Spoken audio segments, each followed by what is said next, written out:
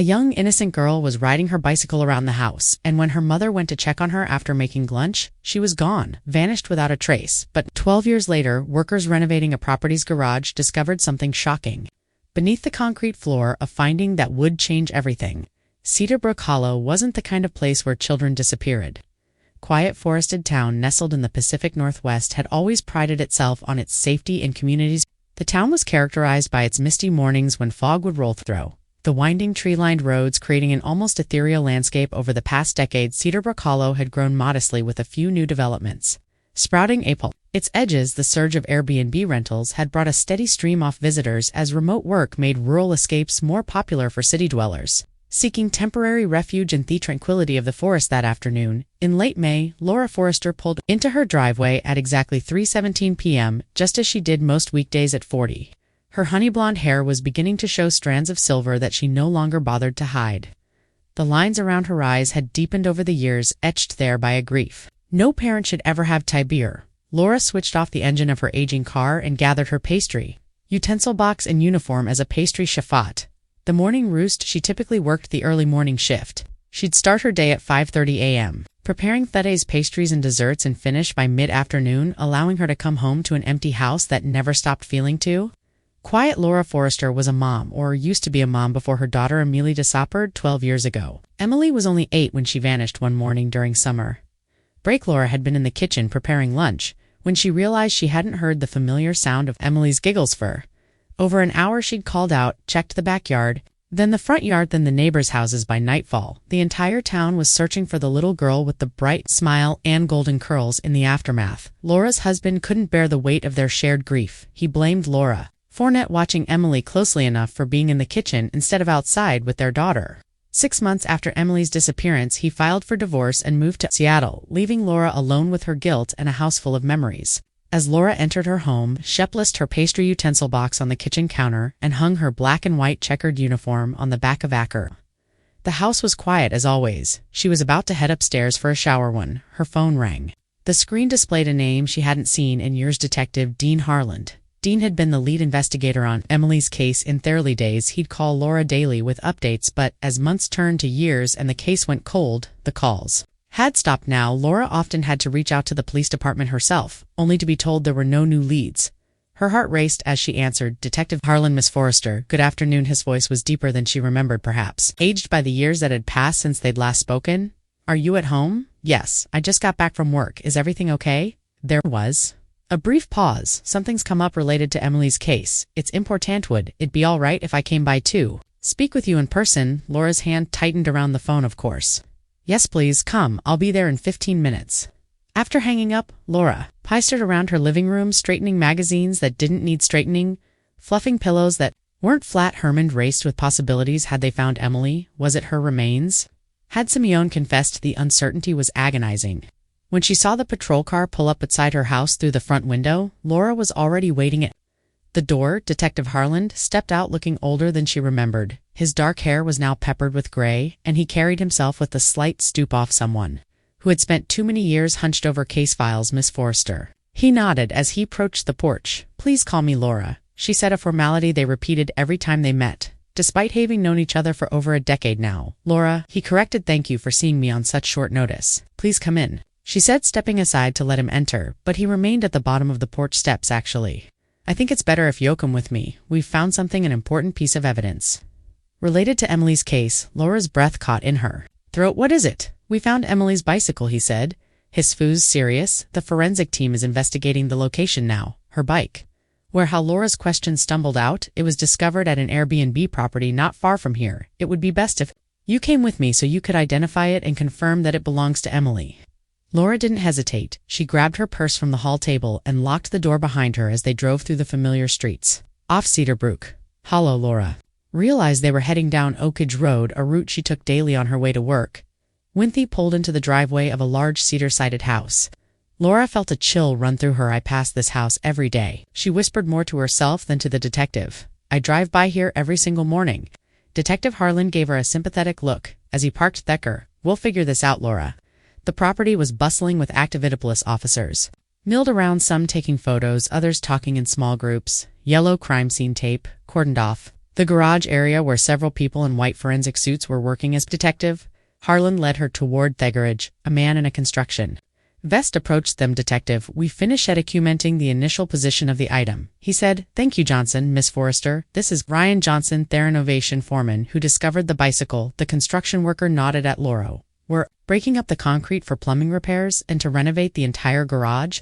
When we found it, it was completely buried under the floor. Laura followed them into the garage, where a section of the concrete floor had been broken away, revealing a pit about 3 feet deep. Lying at the bottom, partially covered in dirt and concrete dust, was a small pink bicycle with a white plastic basket attached to the front. Even covered in grime, Laura recognized it immediately. That's hers, she said, her voice barely audible. That's Emily's bike. She stepped closer to the edge of the pit, drawn by the sight of something her daughter had loved the bike, was rusted and deteriorated. Bootin' mistakable, are you sure? Detective Harlan asked gently. Laura nodded and pointed to the handlebars. Those decorations, see the purple and pink streamers. Emily never let anyone talk those off. She loved them. Her voice broke on the last word, and she covered Irmith with her hand. The bike was deliberately placed here, the construction foreman added. It wasn't just accidentally covered up during construction. It was buried deep, meant to be hidden. Was there? Laura couldn't finish the question, fear constricting her throat. Detective Harlan understood. There are no human remains, Laura, just the bicycle. Laura nodded, relief mingling with the renewed grief of seeing her daughter's possession after so long. Thank you for confirming this for us, Detective Harlan, said the forensic team. We'll now extract the bicycle and analyze it for fingerprints and any traces of DNA. Though after 12 years underground, I'm not sure what they'll be able to find. Have you spoken to anyone about this, the owners, or we've contacted the property caretaker? A man named Ernest Mallory, one of my officers, went to pick him up about half an hour ago. We'll have the contact information for the last guests who stayed here. They checked out yesterday and live in Seattle. We're reaching out to them as well. Laura stared at the pink bicycle in the pit, the most tangible connection to her daughter she'd had in 12 years, for the first time in a long time. She felt something other than the dull ache of loss. A spark of hope. Laura felt rooted on the spot as she watched the forensic team work. She took several photos of the bike with her phone, careful not to disrupt the investigation.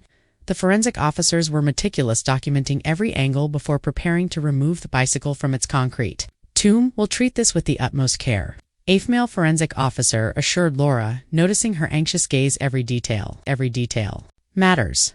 As they continued their work, the sound of tires on gravel and onset the arrival of another police vehicle through the garage's open door. Laura saw uniformed officers escorting an older man toward the house. He appeared to be in his late 50s with thinning gray hair and a weathered face. His posture was slightly stooped, and he walked with careful steps of someone trying to appear smaller than he was. That's Ernest Mallory, the property curator, Detective Harlan said, following Laura's gaze. Let's go hear what he has to say. They walked outside to where the officers had brought the man to stand near the patrol car. Up close, Ernest Mallory looked even more weathered, with deep creases around his mouth and eyes that darted nervously between the detective and Laura. Mr. Mallory, Detective Harlan began. I'm Detective Dean Harlan, lead investigator in the Millie Forrester disappearance case. This is Laura Forrester, Emily's mother. Ernest nodded stiffly, not quite meeting either of their eyes. I heard something was found. The officers wouldn't tell me much, just that I needed to come here right away. We've discovered a child's bicycle buried under the concrete floor of the garage. Detective Harlan explained. It has been identified as belonging to Emily Forrester, who disappeared 12 years ago at the age of 8. Ernest's eyes widened. A bicycle under the concrete. His voice rose slightly. I didn't know anything about that. I'm just the caretaker. I deal with the guests and property upkeep. That's all, but I do know the owner ordered a renovation on his garage. How long have you been working as lead caretaker for this property, Detective? Harlan asked. About 10 years now, since Mr. Holloway decided to rent it out through Airbnb. And who is Mr. Holloway? Ernest shifted his weight from one foot to the other. Vance Holloway, he's the owner, lives in Zurich, Switzerland, now has for years. He comes back once or twice a year to check on the property, but otherwise he trusts me to manage everything. Detective Harlan maintained eye contact with Ernest as he continued his questioning. When was the garage floor last renovated or repaired? Not since I've been here, Ernest replied. The house was built about 13 years ago. Mr. Holloway lived here for a few years moving to Europe. Laura watched the exchange, trying to read Ernest's body language. There was something in the way he kept glancing at the garage, a nervousness that seemed to, even under the circumstances. Detective Harlan's voice took on a harder edge. Mr. Mallory, I'll be direct with you. The main suspects in this case at this point are the people who have had regular access to this property. That's you and the owner. For a guest to bury a bicycle under concrete would be highly unusual and difficult. Tocumplish Ernest's face flushed red. You think I had something to do with this? I wouldn't dare to do such a thing. I'm a property caretaker, not a criminal. I don't know anything about any missing girl or bicycle. We'll need the records of all guests who have stayed here over the years. One of the uniformed officers said. Ernest nodded quickly. Of course, I can provide all op that. This property is one of the favorites in the area. Some guests have stayed for months, even a year or two, especially since remote work became common. I have all the records. You're suggesting the bicycle could have been buried by a long-term guest? Detective Harlan asked skepticalium. Not suggesting anything, Ernest said, raising his hands defensively.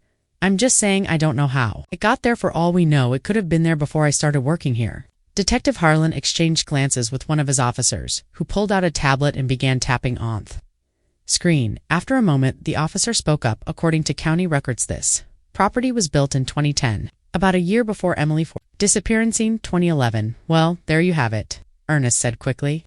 The bike must have been placed there during construction before the concrete was poured. I wasn't even working for Mr. Holloway then. Detective Harlan's expression remained impassive. We'll need to speak with Mr. Holloway as soon as possible. In the meantime, Mr. Mallory, I'd appreciate it if you stayed in town and made yourself available for further questioning. Ernest nodded vigorously. Of course, Detective E. Want to help anyway I can. I'll give you any information you need. Laura Watchetis. Detective Harlan directed his officers to coordinate with international law enforcement to contact Vance Holloway in Switzerland. The property would be thoroughly searched and all guests who had stayed there will be contacted and interviewed. Detective Harlan turned to Laura. We've alerted the local media about the discovery. They'll probably be here soon. Would you like to make a statement? Laura shook her head. No, I don't think I can handle that right now. It's too much. I understand completely, he assured her. I'll have an officer escort you home. We'll keep you updated on everything we find. As Laura was led back to a patrol car, she saw news vans beginning tour of reporters, setting up cameras at the edge of the property. The sight of Emily's bicycle had awakened something in her. A desperate hope that had lain dormant for years, but with that hope came the fear of disappointment of having her heart broken all over again. As the officer drove her home, Laura stared out the window at the familiar streets of Cedarbrook Hollow, seeing them with new eyes. Somewhere in Town perhaps were answers about what had happened to her daughter, and for the first time in 12 years, she felt like she might actually find them back at home. Laura thanked the police officer for the escort and went straight to her bedroom. Her mind was spinning with the events of the afternoon, the discovery of Emily's bicycle, the questioning of Ernest Mallory, the renewed investigation. She changed out of her work clothes into a comfortable pair of sweatpants and an old university sweater, then padded barefoot to her home office. The room that had once been Emily's bedroom had been converted into a workspace years ago when Laura could no longer bear to pass the door every day and see her daughter's things untouched, waiting for a return that never came. Were now a neutral beige instead of the bright yellow Emily had chosen, but Laura had kept a few of her daughter's drawings framed on the wall, unwilling to erase her completely. Laura sat down at her computer and logged into the online forum she had frequented for the past decade, Missing Children Support Community. The group had become a lifeline for her over the years, connecting her with other parents who understood her pain and helping her navigate the complicated emotions that came with having a missing child. Her hands trembled slightly as she created a new post today. After 12 years, Paulus found Emily's bicycle buried under concrete in the garage of an Airbnb rental property in town. I drive past this house every day on my way to work. The investigation icing going. I'm feeling overwhelmed with emotion, but wanted to update all of you who have supported me for so long. This could be the break we've been waiting for. She attached one of the photos she had taken of the bicycle. In the pit and hit post, almost immediately notifications began to pop up as members of the community responded with messages of support and hope. As Laura scrolled through the replies, a notification appeared for her private messages. She clicked on it, expecting a message from one of the forum moderators or a longtime member she had become close with. Instead, what she saw made her gasp in shock and horror. The message contained a photo, one she recognized as a picture she had shared on the forum years ago of Emily riding her pink bicycle in front of their house, but this version had been grotesquely altered.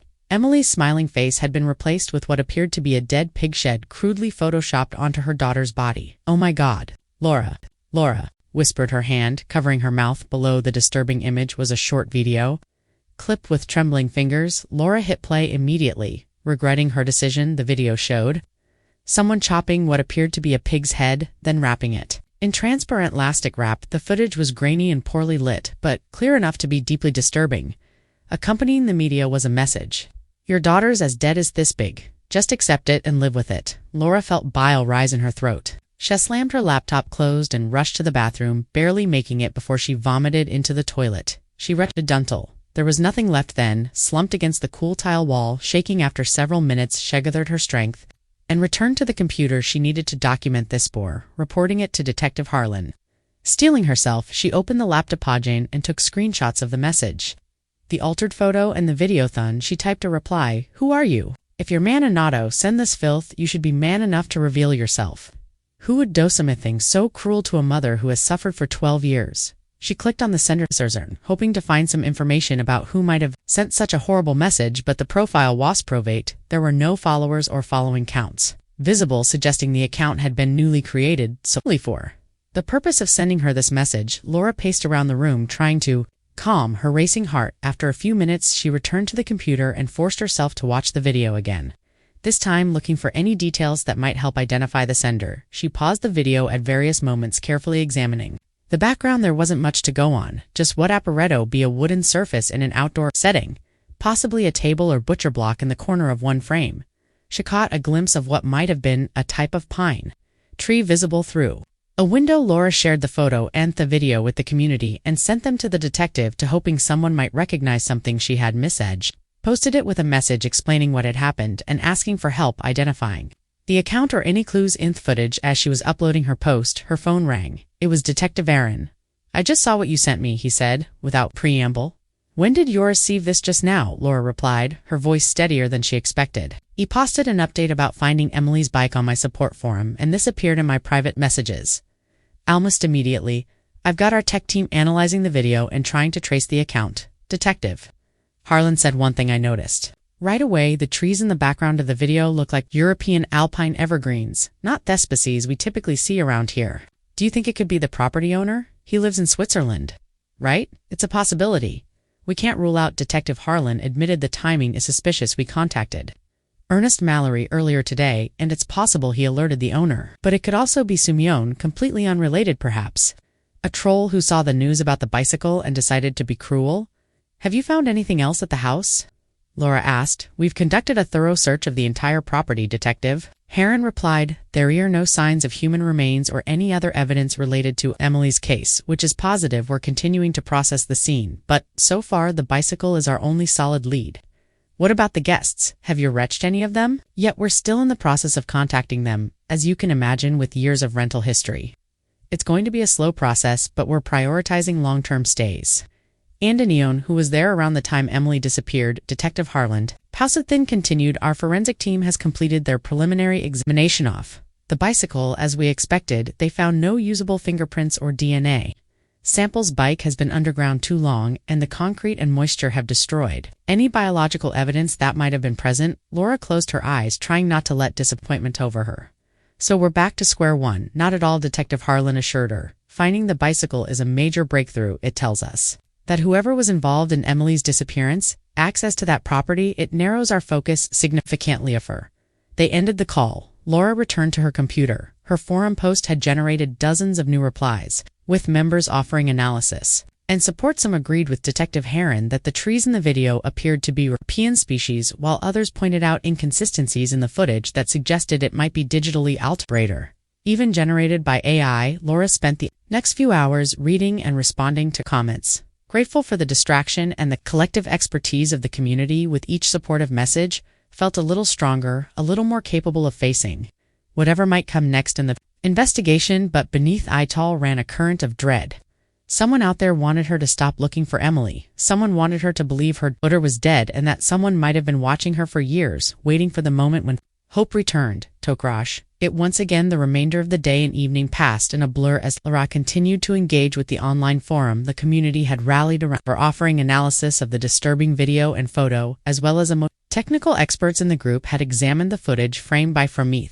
"Lighting is inconsistent between frames," one member wrote, "and there's a strange artifacting around the edges, oft pig's head, that suggests digital manipulation. I work in Video authentication. Another commented, "This looks like a composite to me. Real footage of butchering mixed with generated elements to make it appear as though it happened in a specific location." Laura found herself clinging to these technical analyses, preferring to think about the mechanics of the video rather than its horrific content or what it might mean about Emily's fate. As the night grew, later she realized she had lost track of time completely. The digital clock on her computer showed it was nearly midnight. She logged out of the forum, promising to update the group if she learned anything new, and shut down her computer. Though exhausted, Laura knew sleep would be elusive. Her mind was too active, racing with scenarios and possibilities. Despite this, she went through the motions of her nighttime routine, washing her face, brushing her teeth, changing into pajamas in bed. She stared at the ceiling, watching the shadows cast by passing car headlights, the bike buried in concrete, the altered photo, the pig's head video, Ernest Mallory's nervous demeanor, the property owner in Switzerland. The timing of it all seemed impossible to be coincidental. Laura shifted positions, trying to find comfort that wouldn't come if the sender of that message was in Europe, as Detective Heron had suggested. They were safely thousands of miles away, hiding behind a screen tormenting her from a distance. But why? What could possibly motivate someone so cruel to a mother who had already endured the worst pain imaginable? And what about that final message? Just accept it and live with it? Was it meant to suggest that Emily was truly gone, that Laura should abandon her hope? Or was it a threat, a warning to stop pursuing the truth? Now that evidence had been found, hours passed and sleep continued to elude her. Laura watched the digital numbers on her bedside clock change. 1:17 a.m. 2 for 2. A cubic meter, 28 a.m. by 4 a.m. She had given up entirely. This is ridiculous, she muttered to herself, switching on the bedside lamp. If she couldn't sleep, at least she could be productive. Laura got out of bed and changed into black jeans and a soft green sweater. She gathered her pastry utensil box, her chef's uniform, and her purse. It wasn't unusual for her to arrive at the morning roost early, though. 4 a.m. was extreme even by her standards, but the bakery owner, Marge, had given Laura her own key to the back door years ago, trusting her completely with the business she had built over three decades. "The ovens don't care what time it is," Marge had told her, "and neither do I, as long as the pastries are good." The bakery had become Laura's sanctuary in the years after Emily's disappearance. There was something therapeutic about the precise measurements, the physical work of kneading dough, the transformative magic of heat, turning simple ingredients into something beautiful in the kitchen. Laura could focus on creating something tangible, something that brought joy to others. When she had been unable to protect what mattered most to her, she loaded her supplies into her car and backed out of the driveway. The streets of Cedarbrook Hollow were deserted at this hour, the only illumination coming from the occasional streetlight and the faint glow of dawn beginning to lighten the eastern sky. Laura drove slowly, her mind still processing the events of the previous day. Perhaps by the time she finished her shift, there would be news from Detective Harland. Perhaps they would have identified the sender of that horrible miss, or found some evidence on the bicycle that had been overlooked initially.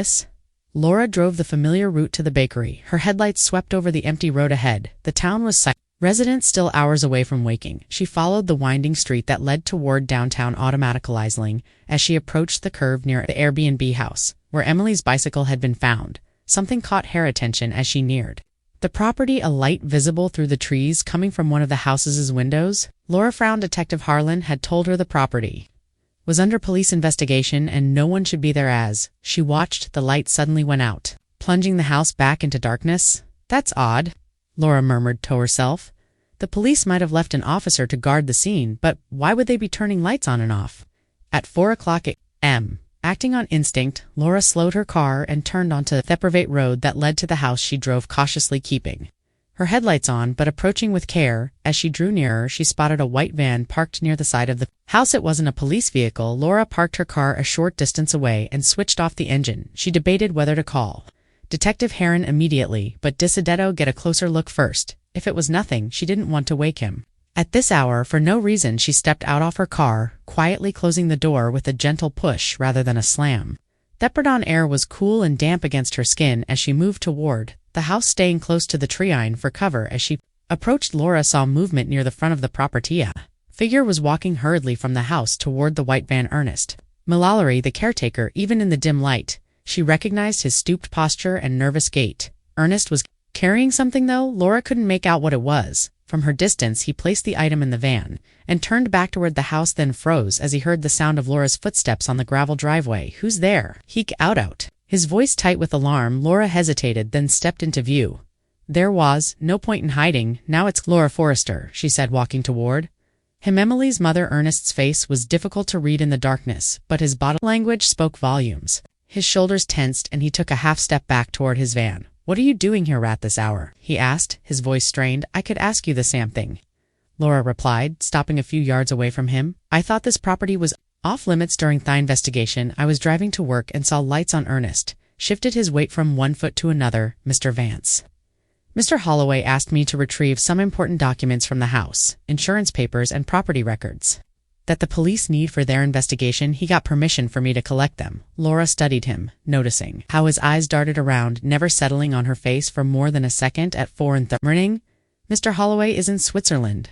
"Already mid-morning there," Ernest said quickly. He called when he woke up and heard about what was happening. "The police needed these papers right away and I should get them as soon as possible." The explanation sounded plausible, but something about Ernest's manner made Laura uneasy. He seemed too nervous, too eager to justify his presence. "I'm just following my employer's instructions." Ernest continued moving toward the driver's side of his van. "I need to deliver these papers to the police station. Now you shouldn't linger around here, Miss Forrester. This is a crime scene." Laura nodded slowly. "I'm heading in the opposite direction anyway," she said, pointing back toward the road she had come from. "I'm on my way to work." Ernest gave a curt nod and climbed into his van. Laura walked back to her car, listening as the van's engine started behind her. She waited until Ernest had pulled away and driven down the private road before getting into her own vehicle. Once inside, Laura immediately reached for her phone and called Detective Heron. Despite the early hour, he answered on the third ring, his voice alert. "Laura, is everything all right?" "I'm not sure," she replied quickly, explaining what she had just witnessed. "He said he had permission to enter the house." Detective Heron asked, his tone sharpening. "Yes, to collect documents for the owner. He claimed they were needed for the investigation." "That's absolutely false," Detective Harlan said firmly. "No one has permission to enter that property right now, especially not in the middle of the night. Whatever Ernest was doing there, it wasn't authorized by us." Laura felt a chill run through her shoulder. "I follow him. He just left a few minutes ago." "Absolutely not," Detective Harlan replied. "Immediately he could be dangerous, especially if he feels cornered. Stay where you are. I'm sending officers to your location now, and I'll dispatch others to look for Ernest's van. Actually not at the house anymore," Laura explained. "I'm in my car on the main road. Ernest has already left." "Which direction did he go?" "West on Cedar Ridge Road." "Stay where you are, Laura, or go back. We'll handle this. We'll find him," Laura agreed and ended the call. She sat in her car, engine running, thoughts racing. What had Ernest really been doing at the house? What had he taken and why? At this hour, when he thought no one would see him, the answer came to her with sudden clarity. He was removing evidence, something that connected him to Emily's disappearance, something he couldn't risk the police finding. Laura's hands tightened on the steering wheel. She had promised Detective Harlan she wouldn't follow Ernest, but something inside her, the mother who had lost 12 years searching for answers, couldn't simply drive away, not when the truth might be so closed. She put her car in drive and turned west onto Cedar Ridge Road, following the path Ernest's van had taken. She would keep her distance, she told herself. She wouldn't confront him, she would just see where he was going, and this road could also lead to the morning roost. Laura continued driving west on Cedar Ridge Road, keeping a careful eye out for Ernest. White Vanth Road wound through a dense section of forest with few houses and even fewer streetlights. In the pre-dawn darkness, Laura relied heavily on her headlights to navigate the curves and dips in the pavement. She wasn't actively trying to up to Ernest. In fact, she preferred to maintain a safe distance.